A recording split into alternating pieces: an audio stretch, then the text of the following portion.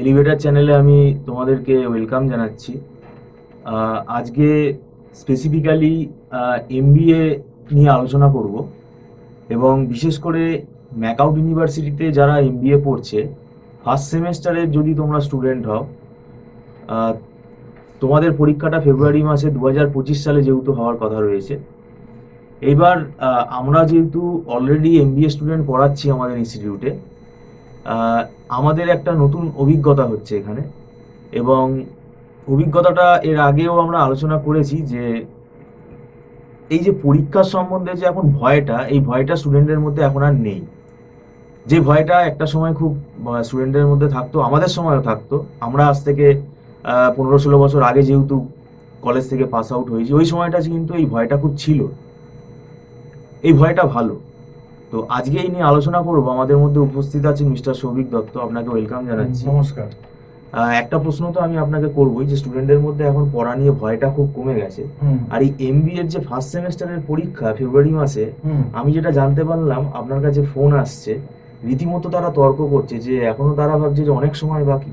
না, ব্যাপারটা প্রবলেমটা কি, এরা তো বেসিক্যালি সিলেবাসটাই দেখে না। হুম।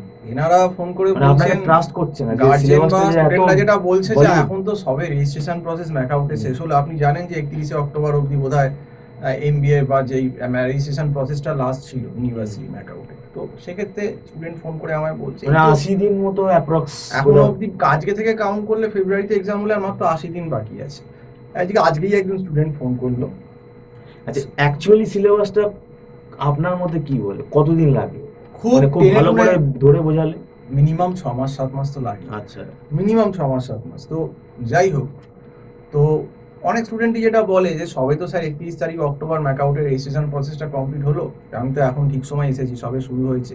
মানে ওই আর কি হেলে ধুলে ঘুরে কলেজে সবে হয়তো সেপ্টেম্বরের লাস্টে ঢুকেছে, পুজো কাটিয়ে, ভাইফোঁটা কাটিয়ে, জগদ্ধাত্রী পুজো কাটিয়ে হয়তো দেখেছে একবার এনকোয়ারি করি, আমাদের হয়তো ইউটিউব চ্যানেলে দেখেছে, হয়তো দেখি কি অনলাইন, মানে সব ফেস্টিভ্যাল গুলো হয়ে যাওয়ার ঠিক হ্যাঁ পরেই ফোনটা কিন্তু আসছে। এবং ফোন করার পরেই যেটা প্রথম কথা সেটা হচ্ছে, কবে তো কলেজ হলো, এই সবে রেজিস্ট্রেশন প্রসেস হলো, তো এত তো অ্যান্টিসিপেট করিনি যে এরকম। আমি বললাম সিলেবাস জানো, সিলেবাস কি আছে? সে তো বললো হ্যাঁ জিরেছি, কিন্তু পুরোটা মানে বুঝতেই পারছে না সিলেবাসটা কি আছে। তো তাকে আমি সিলেবাসটা বোঝালাম এমবিএ ফার্স্ট সেমেস্টার ম্যাকআউটের, যে তোমাদের ইকোনমিক্স পেপারের ভেতর মাইক্রো ইকোনমিক্স আছে, তার ভেতর প্রথমে ডিম্যান্ড সাপ্লাই, তারপর ইলাস্টিসিটি অফ ডিম্যান্ড, তারপরে তোমার কনজিউমার বিহেভিয়ার, তারপর ইনডিফারেন্স কার্ভ, তারপর বাজেট লাইন, তারপর income consumption curve, price consumption curve, তারপর সাবস্টিটিউশন এফেক্ট, ইনকাম এফেক্ট,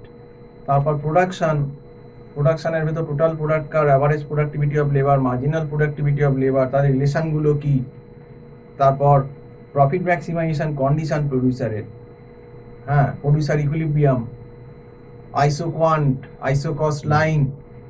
তো অনেক সিলেবাস, এবং তার সঙ্গে কস্টের আবার fixed cost, total fixed cost, total variable cost, average fixed cost, short run cost, long run cost, long রানের কস্টে এলএসির শেপটা কেন ইউ শেপড হয়, অনেক সিলেবাস। তারপরে মার্কেটে মাইক্রোর আপনার দেখতেই পাচ্ছেন, perfect competition, monopolistic competition, oligopoly, এটা শুধু মাইক্রো। তারপর ইকোনমিক্সে ম্যাক্রো দিয়েছে, সেখানে দেখবেন পুরো ন্যাশনাল ইনকাম দিয়েছে, সেখানে সিম্পল কেনশিয়ান মডেল দিয়েছে। সিম্পল কেনশিয়ানের মডেলের ভেতর আপনার টু সেক্টর ইকোনমি আছে, এবং তার সঙ্গে multiplier, investment multiplier, government expenditure multiplier, tax cut multiplier, balance budget multiplier, foreign trade multiplier. তো আইএসএলএও মানি অ্যান্ড ডিম্যান্ড আছে, সেখানেও আপনার এই মাল্টিপ্লায়ারগুলো আছে আইএসএলএম মডেলে। নেক্সট এসকেএমের যেটা এক্সটেন্ডেড মডেল, তারপর ইনফ্লেশন আছে ম্যাক্রোতে, তারপর ট্রেড ইকোনমিক্স আছে, তারপর ফিক্সড এক্সচেঞ্জ রেট আছে, তারপর আপনার আরও যেগুলো ফিসকাল পলিসি, মনিটারি পলিসি তো আছেই, তার সঙ্গে মানি সাপ্লাই আছে, এবং এছাড়াও বিভিন্ন যে থিওরি পার্টগুলো দেখবেন, ফেমা, নীতি আয়োগ যেগুলো রিসেন্ট আছে, তারপর হচ্ছে আপনার 5 year plan of Indian economy, আরও অনেক কিছু আছে। তাহলে ইকোনমিক্সের সিলেবাসটা বুঝতে পারছেন যে কি মারাত্মক। এটা তো এখন এলে 80 দিনে হওয়ারই নয়। এই এখন শুরু করলে হয়তো 80 দিনে হয়তো 20% 30% সিলেবাস হবে, 30% মেরে কেটে হবে, তার বেশি হবে না। তারপর কিউটি সিলেবাসটা আছে, কিউটি সিলেবাসে আপনার 3টে পার্ট করে দিয়েছে। অ্যাকচুয়ালি দেখতে লাগে কিউটি, অনেকে বুঝতে পারে না। স্ট্যাট 1 একটা পার্ট, স্ট্যাটিস্টিক্স 2, একটা পার্ট রিসার্চ মেথোডোলজি। তো স্ট্যাটিস্টিক্স ওয়ানের ভেতর তো আপনি জানেন ফ্রিকোয়েন্সি ডিস্ট্রিবিউশন, সেন্ট্রাল টেন্ডেন্সির ভেতর মিন, মিডিয়ান, মোড এগুলো আছে। তারপর ডিসপারশনের ভেতর মিন ডিভিয়েশন, কোয়ার্টাইল ডিভিয়েশন, রেঞ্জ, তারপর আপনার স্ট্যান্ডার্ড ডিভিয়েশন, তারপর কোফিসিয়েন্ট অফ ভ্যারিয়েশন, তারপর কোরিলেশন রিগ্রেশন, কোরিলেশনের ভেতর র্যাঙ্ক কোরিলেশন আছে, অনেক রকম আছে আরও, তো এইগুলো আছে।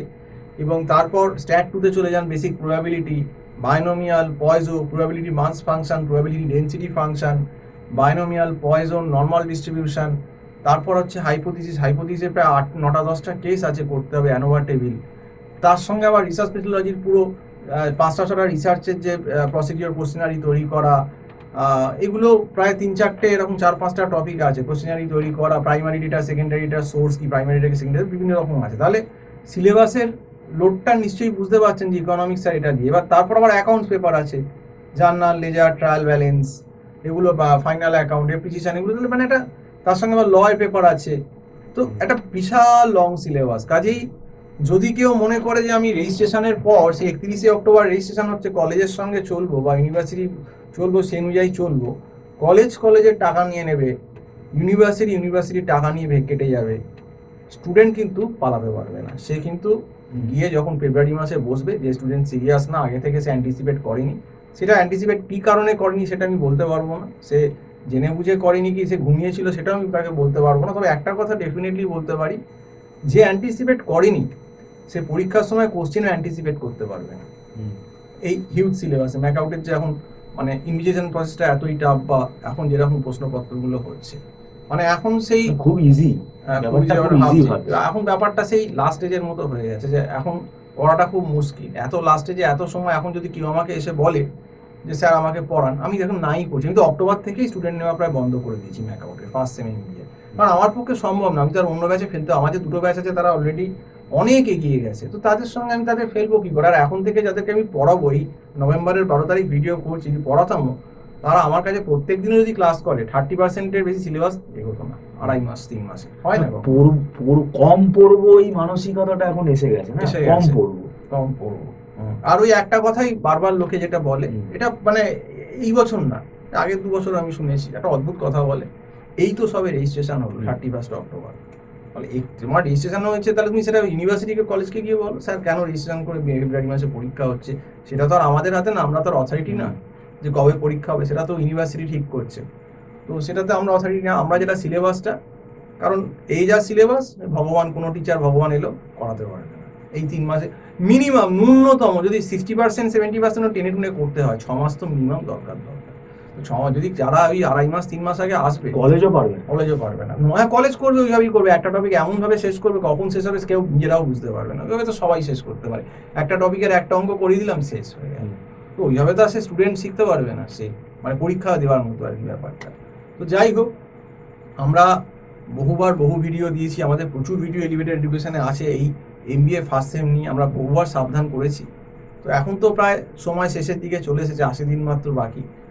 এখনও যারা সিরিয়াস হয়নি, এতদিন যারা ঘুমিয়েছিল, তাদের জন্য আমার কিছু করার নেই, বলার নেই, কারণ আমি আমাদের চ্যানেলে বহু আগেই আমি এই কথাগুলো অ্যালার্ট করেছিলাম যে তোমরা প্রথম থেকে পড়ো, কলেজ বা এর উপর ভরসা করো না, কারণ সিলেবাসটা এতটাই হিউজ এবারে যে কিন্তু সিলেবাস চেঞ্জ হয়ে গেছে। এখানে ইকোনমিক্সের তো মাইক্রো ম্যাক্রো ঢুকে গেছে, কিউটির হয়তো স্ট্যাট 1 স্ট্যাট 2 RM এসে গেছে, অ্যাকাউন্টস এসে গেছে, ল এসে গেছে, হয়তো বিজনেস কমিউনিকেশন OB এসে গেছে। তো এগুলো তো থিওরিগুলো পড়তে হবে, তো সময় কোথায় পাবে এত? আর ইকোনমিক্স আর সব থেকে বড় কথা, কিউটি সিলেবাসটা হচ্ছে সব থেকে ফাস্ট।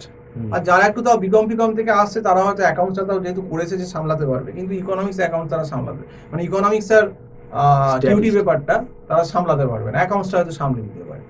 তো সেই জন্যেই আমি বহুবার আমাদের চ্যানেল থেকে সাবধান করা হয়েছে। এখন যদি কেউ চ্যানেল না দেখতে পারে, সেটা আমার তো কিছু করার নেই। একজন যেমন বললো আপনার চ্যানেল আমি আজকেই প্রথম দেখলাম, সরি টু সে, তুমি দেখো, সেটা তোমার ব্যাড লাক। কিন্তু যদি কেউ সত্যিকারের মন থেকে টিউশন সার্চ করে, আমাদের যদি টাইপ করে যে টিউশন ইন MBA, দেখবেন আমাদের পোস্টগুলোই কিন্তু বেরোয় সব জায়গায়। তো আজকে এই বললাম, তো সাবধান। আমি আবারও বলছি, 80 দিন যেটা বাকি আছে, যারা পড়াশোনা করছো কাজে লাগাও, চেষ্টা করো ভালো রেজাল্ট করার, এটাই আমি বলবো। তো আজকে এই অবধি বলেই শেষ করছি, নমস্কার।